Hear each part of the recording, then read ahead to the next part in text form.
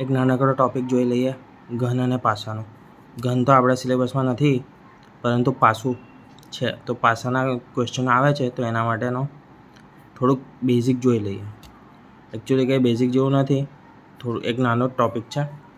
બે ટાઈપ હોય છે પાસાની, એક છે નિયમિત પાસો અને બીજો છે અનિયમિત પાસો. નિયમિત પાસામાં વિરોધીનો સરવાળો 7 થાય. હવે વિરોધી એટલે શું? તો કે આ ધારો કે આ પાસો છે, બરાબર, 6 બાજુ છે, આ પાસો છે.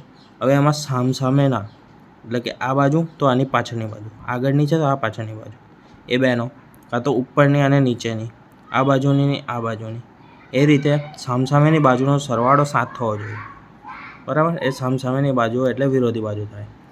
તો આંકડા કેવા હશે? તો કે 1ની સામે 6 હશે, 2ની સામે 5 હશે, 3ની સામે 4 હશે. એટલે તમને નિયમિત પાસો તો નહીં પૂછાય, કેમ કે એમાં તો આંકડા ફિક્સ થઈ ગયા, બરાબર. હવે વાત કરીએ અનિયમિત પાસાની. અનિયમિત પાસામાં આવું કોઈ જ નિયમ લાગુ નથી પડતો, સરવાળો ગમે એટલો થાય, બરાબર છે. તો એમાં આપણે કઈ રીતે શોધીશું? તો એમાં એક ટ્રીક છે. આવી રીતે તમને 2 પાસા આપેલા હશે.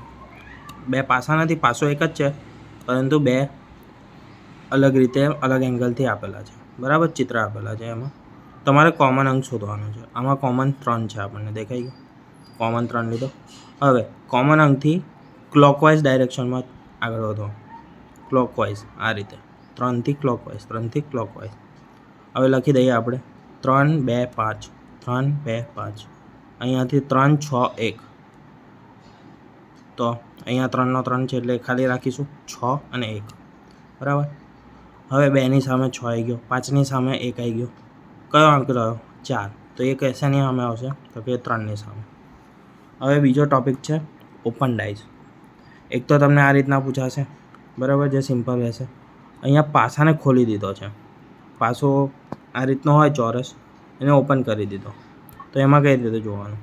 તો એમાં ઓપોઝિટ સાઈડ જોવી હોય તો આ રીતે એક છોડીને આ રીતની ડિઝાઇન આપી હોય તમારે ખોલીને, તો 1 એની સામે 3 આવશે, 4 એની સામે 6 આવશે, 1 વચ્ચે છોડી દેવાનો, બરાબર. અને હવે જે 2 વચ્ચે વધ્યા એ 2 સામસામે આવશે, 2 અને 5. આ રીતની ડિઝાઇન હોય એમાં પણ સેમ જ. પહેલાં મોટી લાંબી લાઈન પકડવાની, 2 1 છોડીને એટલે 4, 3 1 છોડીને 5. હવે જે 2 વધ્યા તે સામસામે. આ એક ચોથી ટાઈપ છે, ત્રીજી ટાઈપ છે, સોરી. આમાં પણ લાંબી લાઈન પકડીશું, 1 છોડીને 1, 1 છોડીને 1, અને જે 2 વધ્યા